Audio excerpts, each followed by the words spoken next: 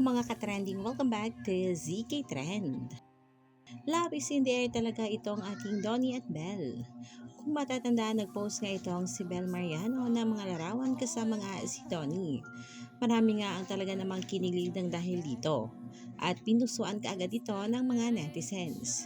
At si Donnie naman kahapon ay nag-post nga ng larawan na kung saan makikita nga dito na may logo na BMDP.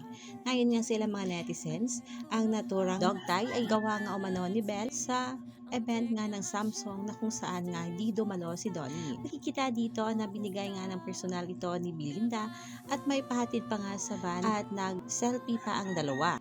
Marami ngang kinilig sa simple gesture na ito ng Don Bell at ayon pa sa ilang mga bula, ito nga ang Don Bell thing. Natuwa nga ang mga Babblies dahil dito, dahil kahit walang project ngayon ang ating Donnie at Belle ay naispatan pa rin silang palaging magkasama. Kayo mga katrending, anong opinion nyo at reaction nyo dito? I-comment na. Hanggang dito na lang, maraming salamat sa inyong patuloy na panonood.